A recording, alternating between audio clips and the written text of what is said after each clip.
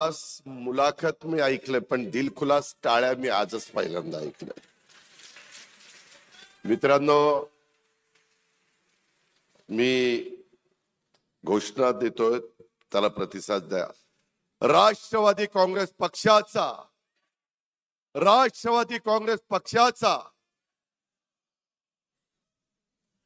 आजच्या राष्ट्रवादी चिंतन शिबिर नागपूर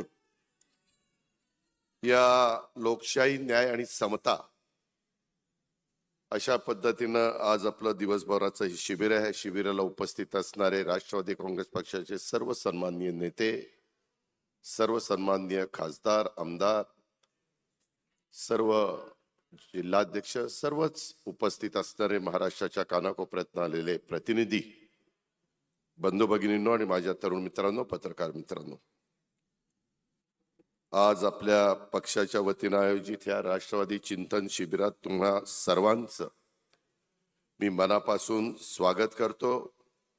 राष्ट्रवादी काँग्रेस पक्षाचा अध्यक्ष म्हणून आज माझं एक मनापासून मला समाधान वाटतंय, मन भरून आलेलं आहे. या सभागृहात जवळपास 550 वरिष्ठ पदाधिकारी, नेते, सहकारी उपस्थित आहेत. मी आजूबाजूला मगाशी देखील प्रफुल्ल भाई आपले विचार मांडत असताना मी थोडासा बाहेर गेलेलो होतो आणि त्यामध्ये आजूबाजूला ज्यावेळेस बघतो ती मला गर्दी दिसत नाही, तर मला माझ्या परिवारातले सगळे सदस्य त्या ठिकाणी पाहायला मिळतात. ते सदस्य मी पाहतो. तुमच्या प्रत्येकाच्या पाठीशी आज लोक उभे आहेत आणि तुम्हा सर्वांच्या उपस्थितीमुळं मला नव्या उमेदीनं, नव्या आशेनी पुढे जाण्याची ताकद ही त्या ठिकाणी मिळणार आहे. हजारो कार्यकर्ते, हजारो सहकारी हे प्रत्येकाच्या पाठीशी उभे आहेत आणि ह्याचं रूपांतर आपल्याला पुढच्या काळामध्ये लाखांच्या मध्ये करायचं आहे. आणि त्याकरता राष्ट्रवादी काँग्रेस पक्षाची भूमिका काय, विचारधारा काय, पुढं आपण कशा पद्धतीनं गेलं पाहिजे, ह्या करता हे चिंतन शिबिर आहे. मित्रांनो, इथं भुजबळ साहेब आहेत, प्रफुल्ल भाई आहेत, दिलीप वळसे पाटील साहेब आहेत, नवाब भाई आहेत. अनेक बरेच वर्ष समाजकारण, राजकारण करणारे मान्यवर इथं आहेत. मी देखील जी सुरुवात केली त्याच्यामध्ये प्रफुल्ल भाई इथं आहेत. 91ला PV नरसिंहरावांच्या काळामध्ये आम्ही दोघंही खासदार झालो. 91 ते आत्तापर्यंतचा काळ, आणि त्याच्यामुळं इथं अनेक जण आज आपल्या पक्षाच्या परिवारामध्ये सदस्य म्हणून असले तरी काहींनी पूर्वीच्या काळामध्ये भाजपमध्ये काम केलंय, काहींनी शिवसेना उभाटामध्ये काम केलंय, काहींनी शिंदे साहेबांच्या बरोबर काम केलंय, काहींनी काँग्रेस बरोबर काम केलंय. अशा वेगवेगळ्या पक्षामध्ये काम केलेलं आहे. परंतु आता एक समविचारी पक्ष किंवा सर्व धर्म समभाव मानणारा पक्ष म्हणून आपल्या पक्षाची ओळख ही आपण केलेली आहे. माझ्या आधी पण बऱ्याच मान्यवरांनी सांगितलं, शिवशाहू आंबेडकरांची विचारधारा घेऊन मित्रांनो आपण पुढे चाललेलो आहे. आज मी पण माझ्या आयुष्यामध्ये आतापर्यंत बरीच शिबिरं बघितली. एकत्र काँग्रेसमध्ये असताना शिबिर बघितलं, त्याच्यानंतरच्या काळामध्ये राष्ट्रवादी काँग्रेसमध्ये आपण 10 जून 1999ला ह्या पक्षाची शिवाजी पार्कच्या मैदानामध्ये स्थापना झाल्यानंतर देखील त्या शिबिरं कशी चालायची तेही बघितलं. त्याच्यानंतर काही राजकीय वेगळी समीकरणं बदलली, त्याला जवळपास 2 वर्ष झालेली आहेत. आणि त्याच्यानंतरच्या काळात आपण पण एक शिबिर पार पाडलं, ते म्हणजे आपल्या शिर्डीला. आताही नागपूरला शिबिर पार पाडलं जातंय उपराजधानीमध्ये. ही जागा का निवडली त्याच्याही बद्दलचा उल्लेख माझ्या आधीच्या मान्यवरांनी केलेला आहे. आज आपण राष्ट्रवादी चिंतन शिबिरासाठी एकत्र आलेलो आहोत आणि हे चिंतन शिबिर केवळ पुढच्या स्थानिक स्वराज्य संस्थांच्या निवडणुकीपुरतं नाहीये, तर पुढच्या पिढीसाठी आहे. आणि म्हणून तुम्ही सगळ्यांनी आजपर्यंतची जी शिबिरं पाहिली त्यापेक्षा आजचं शिबिर थोडंसं वेगळ्या पद्धतीचं आहे, ते तुम्हाला दिवसभरामध्ये लक्षामध्ये येईल. आणि आज फक्त भाषण करून आपल्याला दिवसभराचा वेळ घालवायचा नाहीये. तर आज आपण जे आता ग्रुप केले जातील त्याच्यामध्ये प्रामाणिकपणे चर्चा, काही तुमच्या मनामध्ये देखील धाडसी कल्पना असू शकतात. नवीन जनरेशन आहे, माझ्या लाडक्या बहिणी आहेत, माझे बंधू आहेत, आमचे वडीलधारी आहेत, आणि त्याच्यामुळे काहींच्याकडे अनुभवाचे बोल असतील, काहींच्याकडं एक नवीन व्हिजन त्यांच्या डोळ्यासमोर असेल, आणि म्हणून काही धाडसी कल्पना, काही ठोस निर्णय हे आपल्याला घ्यायचे आहेत. आपल्या इथली चांद्यापासून बांद्यापर्यंत भौगोलिक परिस्थिती वेगवेगळी आहे. विदर्भातले काही प्रश्न वेगळे आहेत, मराठवाड्यातले वेगळे आहेत, पश्चिम महाराष्ट्रातले वेगळे आहेत, कोकण वेगळा आहे, आपला मुंबई ठाणे पालघर तो परिसर वेगळा आहे. असे सगळ्या वेगवेगळा आपला जो भाग आहे त्याच्यामधले देखील काही ठोस निर्णय आपल्याला घ्यायचे आहेत. आणि आज संध्याकाळपर्यंत आपण सर्वजण मिळून जो आराखडा ठरवणार आहोत त्यालाच आपण नागपूर डिक्लेरेशन म्हणून अभिमानानं मांडणार आहोत. ही गोष्ट कृपा करून सर्व सन्माननीय सहकाऱ्यांनी लक्षामध्ये घेतली पाहिजे. मित्रांनो, संघटना केवळ वरच्या पातळीवरून मजबूत होत नाहीये, तर ती तळागाळातून बांधली जाते. म्हणून मी ठामपणे आपल्याला सगळ्यांना सांगू इच्छितो की प्रत्येक नेत्यांनी आणि पदाधिकाऱ्यांनी काही ठराविक प्रकारचे संवादाचे टच पॉइंट लोकांच्या समोर ठेवले पाहिजेत. बूथस्तरीय संवाद, प्रभाग सभा, जनसंवाद शिबिर, राष्ट्रवादी परिवार मिलन, युवक टाउन हॉल, महिला बचत गट बैठक आणि उद्योग, त्याच्यामध्ये रोजगार सुविधाची शिबिरं, हे आपण वर्षभर शिस्तीनं त्या ठिकाणी केलं जाणार आहे. तर आपला पक्ष नेहमी हा लोकांच्या जवळ राहील, जनतेच्या जवळ राहील. आणि कोणत्याही नागरिकाला असं वाटता कामा नये की राष्ट्रवादी काँग्रेस पक्षाचे कार्यकर्ते नेते हे फक्त निवडणुकीच्या वेळीच दिसतात, असं पण घडता कामा नये, असं पण होता कामा नये. आणि तुम्ही सर्वांना ठाऊक आहे की आपण भाजपच्या नेतृत्वाखाली महायुतीच्या सरकारमध्ये आपण पण आहोत, शिवसेना शिंदे साहेब पण आहेत आणि सहयोगी आहोत. अनेक लोक मला विचारतात हे पाऊल आपण का टाकलं, वैयक्तिक आणि कौटुंबिक नात्यांच्या मध्ये वेदना आपण का स्वीकारल्या. मी तुम्हाला मनापासून सांगतो, ही सत्ता किंवा पदांच्या साठी उचललेलं पाऊल नव्हतं किंवा नाही. महाराष्ट्राला स्थिरता, तुमच्या माझ्या महाराष्ट्राला प्रगती आणि ठोस निर्णयाची गरज आहे. या आमच्या अंतःकरणाच्या हकेला आम्ही ओ दिली आणि हा मार्ग स्वीकारलेला आहे. हे कृपा करून महाराष्ट्राने पण लक्षात घ्यावं आणि माझ्या सहकाऱ्यांनी पण लक्षात घ्यावं.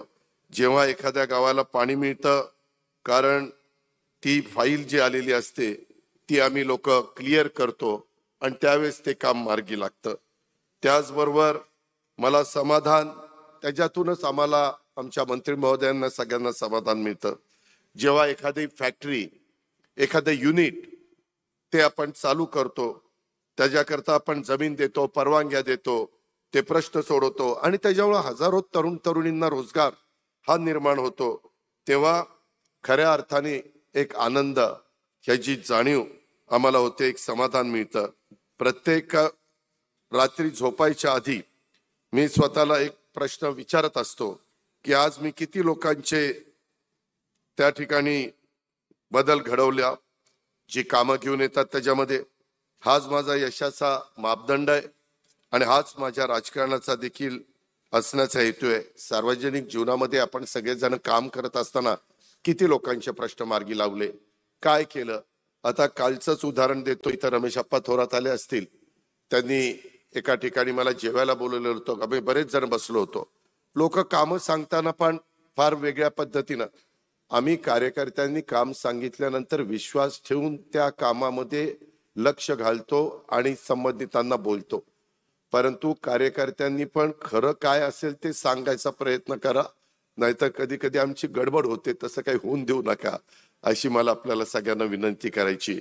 माझं तुम्हाला सगळ्यांना सांगणं आहे, काल आम्ही आता पहिला ह्या महायुतीचं सरकार आल्यानंतर 100 दिवसाचा कार्यक्रम, नंतर 150 दिवसाचा कार्यक्रम घेतला आणि त्याच्यामध्ये अनेक जण भेटत असतात. काल पण एक जण म्हणाला की अजित पवार आम्हाला अनुकंपा तत्वावर नोकरी द्यायला पाहिजे.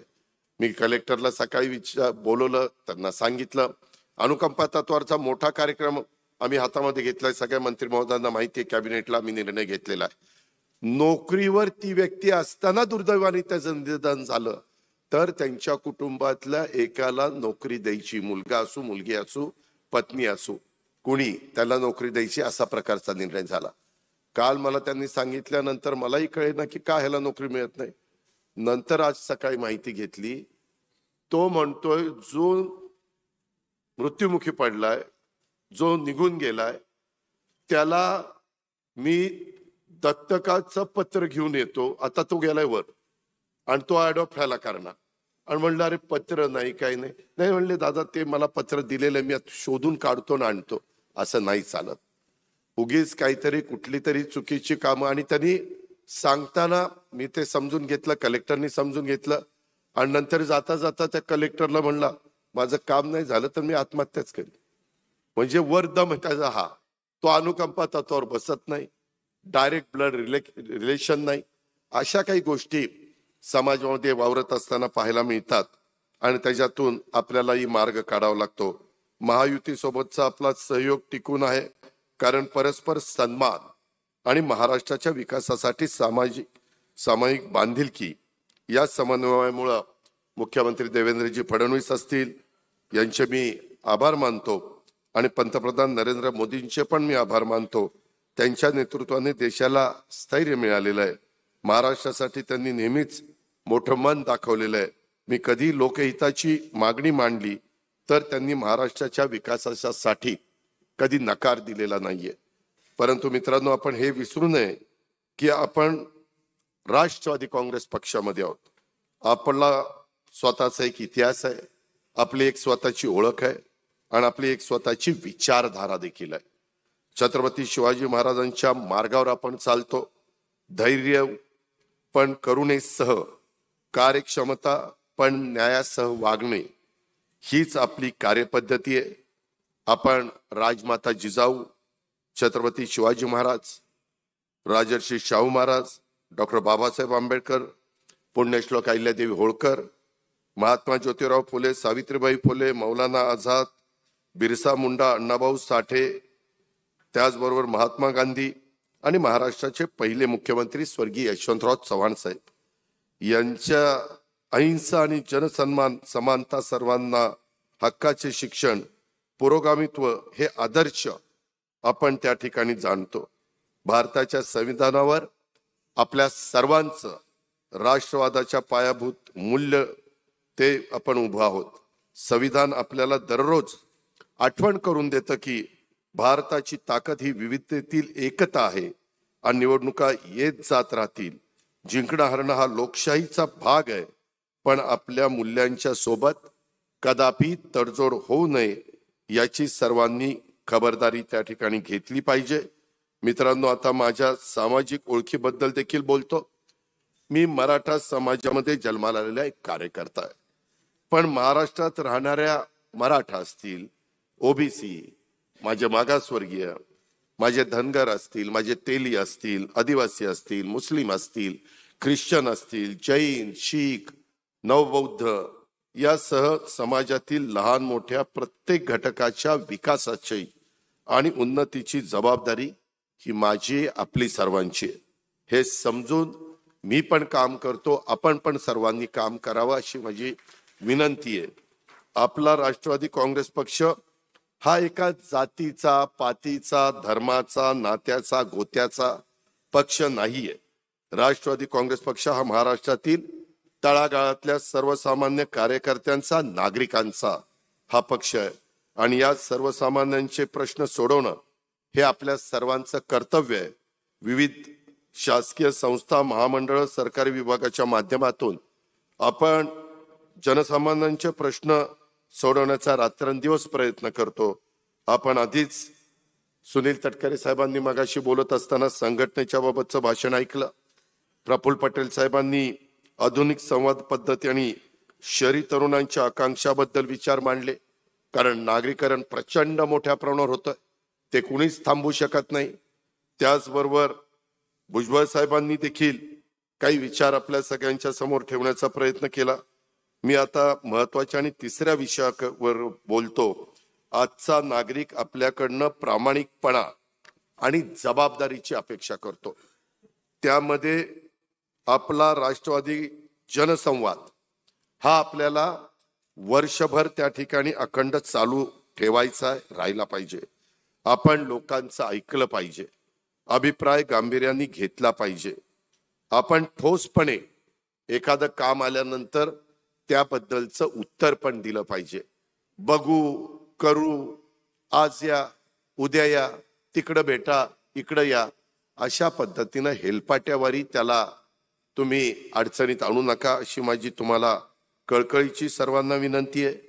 हे जे काही मार्ग आहेत, ह्या वेगवेगळ्या मार्गांनीच संवादातच लोकांच्या मध्ये आपण विश्वास निर्माण करू शकतो.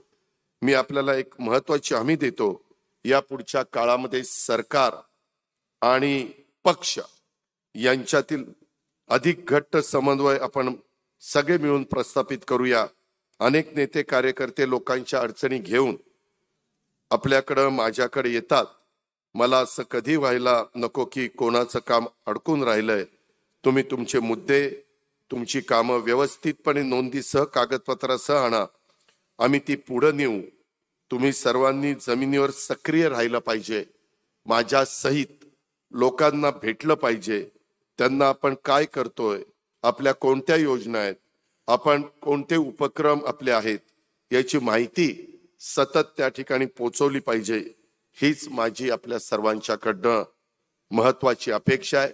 कारण एकदा सांगून चालत नाही, सतत लोकांना मधूनमधून आठवण करावी लागते, तर सातत्य टिकतं. बंधू भगिनींनो, इतिहास फक्त पुस्तकात लिहिला जात नाही, तर तो अशा बैठकींमध्ये घडतो. पुढच्या पिढ्या मागे वळून पाहतील आणि विचारतील 2025 मध्ये नागपूरला राष्ट्रवादी काँग्रेस पक्षाने कोणते निर्णय घेतले आणि त्या निर्णयाचं महाराष्ट्राचं भविष्य कसं घडलं.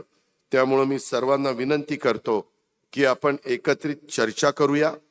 आता माझं भाषण झाल्यानंतर तसंच करायचं, एकत्रित चर्चा करायची, त्याच्यामध्ये जबाबदाऱ्या निश्चित करायच्यात, त्याची कालमर्यादा ठरवायची.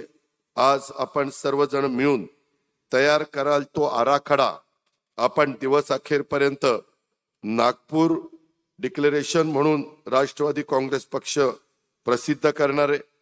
मी आपल्या पक्षाचा आणि निष्ठेने काम करणाऱ्या तुम्हा नेत्यांचा, पदाधिकाऱ्यांचा आणि सामान्य कार्यकर्त्यांचा अभिमान बाळगतो. तुम्ही पक्षवाढीसाठी निष्ठेने कार्य कराल असा मला तुमच्यावर विश्वास आहे. चला आपण नम्रतेने सेवा करूया, शिस्तीने काम करूया, प्रामाणिकपणे आणि आशावादी भाषेत सर्व जनतेची, सर्व सहकाऱ्यांशी संवाद साधूया आणि महाराष्ट्राला अधिक बळकट आणि न्याय आणि समृद्ध बनवूया, असं माझं आपल्याला सगळ्यांना आव्हान आहे. मगाशी बोलत असताना काही विषय झाले, परंतु आज सगळं हे आटोपल्यानंतर पुन्हा समारोपाची भाषणं होणार आहेत. त्यावेळेस मी विस्तृतपणे इतर पण गोष्टी सांगेन. पण प्रफुल्लभाई, मगाशी तुम्ही जे काही सांगितलं, हे एकतर आपण किती जागा लढवल्या, काय लढवल्या, रिझल्ट कसे आले ते सगळं तुम्ही विशद केलं, त्या खोलात जात नाही. इथं काही मंत्री महोदय पण सगळे आहेत. वेळेला महत्व दिलं पाहिजे, वेळेमध्ये आलं पाहिजे. बरेच जण आम्ही 9:30ला झेंडावंदन केलं, परंतु काही जण थोडेसे उशीर आले. खरं तर आता पुढच्या वेळेस वेळे कितीला आहे ते सांगितल्यानंतर माझ्या मनात आलं, आपण जर असं केलं तर काय होईल की 9:30ला होतं आणि सुरू झालं, 9:30ला दरवाजा बंद करायचा. विमान कसं असतं, 6ला टेक ऑफ, विमान बंद होतं.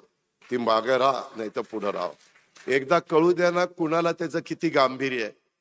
एक दिवस पक्ष तुम्हाला सांगतो की वेळेत या, तरी देखील आपल्याला त्रास होतो काहींना. मला तर वेळेचा कधीच त्रास होत नाही. मी परवा बीडला सकाळचा 6:30ला कार्यक्रम केला आणि कार्यक्रमाला लोक होती. म्हणजे जे कार्यक्रम सकाळी घ्यायचे असतात ते देखील आपण घेऊ शकतो. हे अनुभव मी माझ्या राजकीय जीवनात घेतला. पुणे जिल्ह्यात पण बऱ्याच जणांना माहिती आहे. माझं म्हणणं असं आहे की जबाबदारी आपल्या सगळ्यांच्यावर आल्यावर त्या जबाबदारीचं भान ठेवलं पाहिजे. आता प्रफुल्लभाईंनी जे सांगितलं, मला मंत्री महोदयांनो तुम्हाला स्पष्ट सांगायचंय, सुनील तटकरे साहेब, दर मंगळवारी आपली मीटिंग असते, कधी कधी एकाच दिवशी. आता काल मराठवाडा मुक्ती संग्रामाच्या निमित्तानं आम्हाला सगळ्यांना मराठवाड्यात जायचं होतं म्हणून आपल्याला घेता आली नाही मंगळवारची मीटिंग. पण त्यावेळेस प्रत्येकाचा, अजित पवारांच्या सहित सगळ्यांचा ह्या आठवड्यातले 3 दिवस कुठले मुंबईत, ते बाकीच्या 4 दिवसात त्याला एखादा दिवस त्याच्या स्वतःच्या मतदारसंघाकरता किंवा आणखीन कशा करता, आणि बाकीचे त्यांनी पक्षाकरता द्यायचे.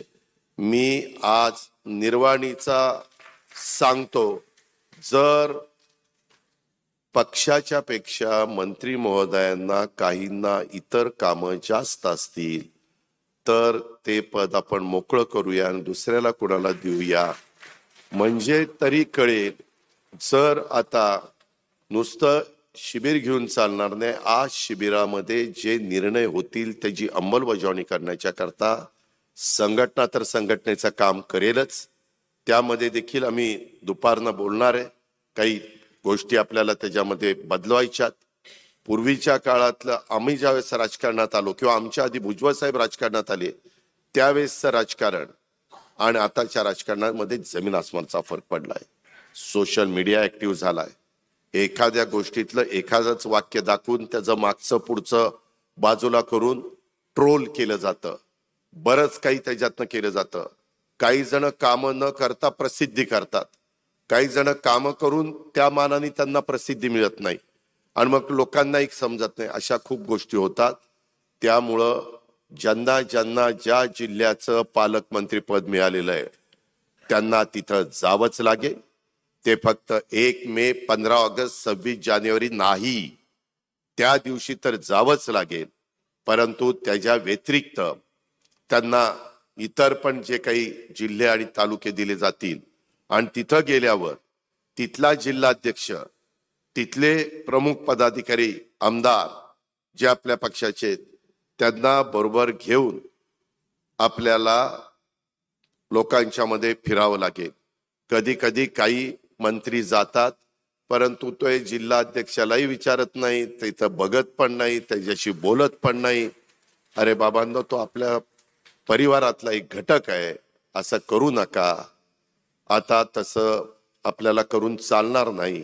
माझ्या सहित सगळ्यांना ज्या काही छोट्या मोठ्या चुका होत असतील त्या दुरुस्त कराव्या लागतील, नाहीतर खुर्ची खाली करावी लागेल. एवढीच नोंद आपण सगळ्यांनी घ्या. आपण म्हणजे मंत्री महोदयांनी, सगळ्यांनी नाही. त्याच्यामुळं आमदार पण जरा खुश झाले असतील. करा काहीतरी कमी करा. मित्रांनो, पण हा हसण्यावर घेऊ नका. मगाशी कार्याध्यक्षांनी थोडंसं याबद्दल विस्तृत सांगितलं म्हणून हा विषय मी तुमच्या सगळ्यांच्या समोर बोलला. ती गोष्ट तितक्याच गंभीरतेने आपण सगळ्यांनी म्हणण्यापेक्षा मंत्रिमंडळातील माझ्या सहकाऱ्यांनी घ्यावी, अशा पद्धतीची पुन्हा एकदा त्यांना विनंती करतो. आपण मोठ्या संख्येने आला.